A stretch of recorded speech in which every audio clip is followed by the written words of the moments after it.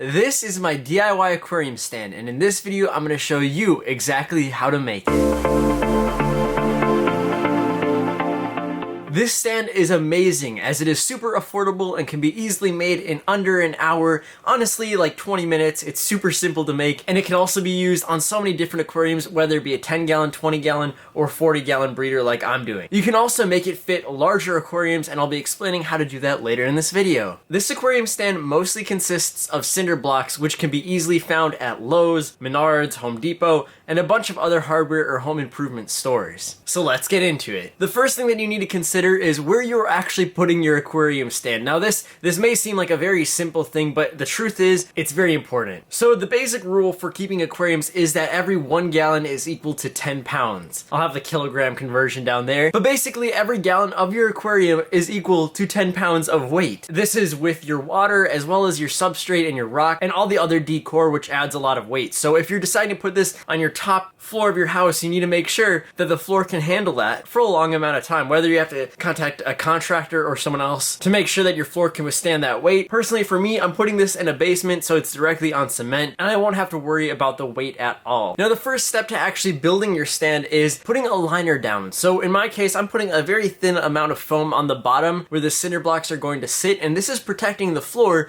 from being scratched, and it's also allowing the cinder blocks to level themselves out. See, if the floor was a little bit uneven and there was a little pebble and the cinder block was resting on top of it, it would be uneven, but with that foam, it actually adds a little bit of a barrier and lets the cinder blocks rest evenly on the floor. This is a really helpful thing that easily can get overlooked, so please do it. Now you can start putting your cinder blocks. So I got quite a few cinder blocks, and for my aquarium stand, I decided to go 4 cinder blocks tall just because that's the exact same height as my desk, and my aquarium will look perfect on it. You can always add a cinder block or remove a cinder block, which makes this aquarium stand super simple to make. Now, one thing you're going to see me do every couple cinder blocks is actually scraping it back and forth, and what this does is it prevents the cinder blocks from having high points, because all cinder blocks are not created evenly, and some of them may have weird little chips in them and things that might stick out. So by sliding them against each other, it actually breaks off all those high points so that the cinder blocks can sit perfectly together and they don't waddle back and forth. So that's why this stand is super solid and it will not move no matter what. Now what you have to do is you have to measure your aquarium. So my 40 gallon breeder is 36 inches. So the cinder blocks have to be 36 inches apart from each other so the aquarium will be evenly held and evenly supported. The foam on the bottom of the cinder block works great as it helps the cinder blocks slide, and it makes it easier for you to position them. You can also use a level to find the perfect placement for your cinder blocks. Once you're done with all the cinder blocks, you need to add a piece of wood, and what this does is it allows the aquarium to sit perfectly even and level on the cinder blocks without having any high points which could accidentally break the aquarium. Fun fact, aquariums actually aren't meant to be sitting on the glass. The trim is perfectly made and manufactured, so that's the only part of the aquarium that actually touches the stand. Lucky for me, I'm able to use some scrap wood that is perfectly colored to match my desk. However, you can always use 2x4s or any other wood that you have lying around. It doesn't have to be perfect as all of the weight is actually being supported through the cinder blocks. And once you're done with the wood, then you can add the aquarium on, and that is what my aquarium stand looks like. I know it doesn't look the best right now, but here are some tips if you do this to make your aquarium stand look even better. The first tip is you can actually paint the cinder blocks black or any other color, and that makes them look a lot better, and I'm planning on doing that. Another thing you can do is add more wood like this,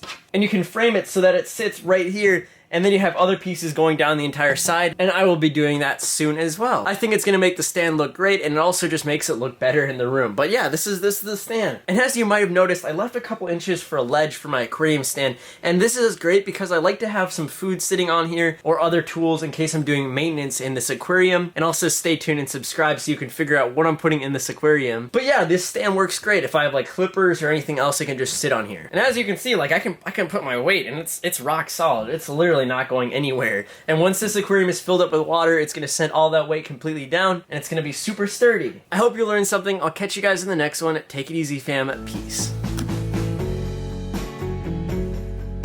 Why did I not use the microphone? Why? Oh.